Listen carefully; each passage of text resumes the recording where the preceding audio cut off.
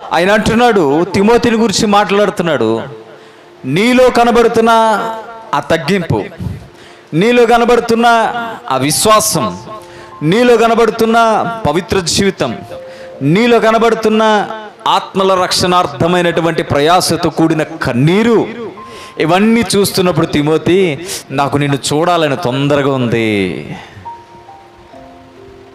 నీ కొరకు నేను వింటున్న ఒక సాక్ష్యం ఉంది కదా తిమోతి, ఒక ఆత్మీయ సాక్ష్యం ఉంది కదా, ఆ సాక్ష్యాన్ని బట్టి నేను వినడం మట్టుకే కాదు, నేను దగ్గరకు వచ్చి నిన్ను కౌగిలించుకోవాలని ఉంది తిమోతి, నా కుమారుడా తిమోతి. అయితే నీలో ఉన్న ఈ విశ్వాసం, నీలో ఉన్న ఈ ప్రార్థన జీవితం, నీలో ఉన్న ఈ ఆత్మీయ జీవితం, అయితే నీకంటే ముందుగా ఎక్కడ చూశాను తెలుసా? నీ అవ్వలో చూశాను, నీ తల్లిలో చూశాను అంటాడు. రేపొద్దున మన పిల్లల్ని వాళ్ళ నాన్నలాగే, వాళ్ళ అమ్మలాగే వీళ్ళు కూడా ప్రార్థనా పరులు, దేవుని మీద ఆధారపడేటువంటి వారు, నీతిగా జీవించేవారు, యథార్థంగా బతికేవారు నీ పిల్లల కొరకు సాక్ష్యం చెప్తే ఆ ఘనత నీది కాదా? ఆ సంతోషం నీది కాదా? నీ పిల్లలకి దైవభక్తిని గురించినటువంటి విషయాలు నేర్పించడం నీకు రావాలి.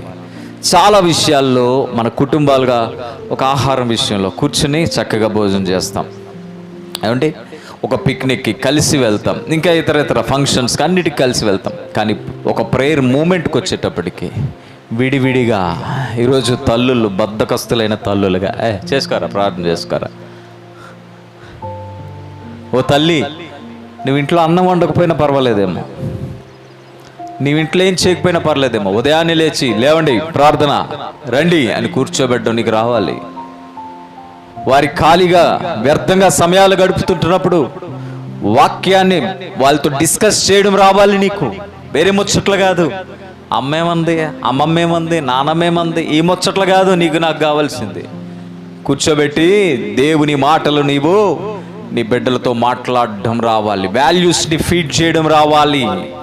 మంచి ఆహారాన్ని శరీరానికి ఎలాగ నువ్వు అందిస్తున్నావో, నీ ఆత్మకు అవసరమైనటువంటి మంచి విషయాల్ని నీ పిల్లలకి నేర్పించుట రావాలి.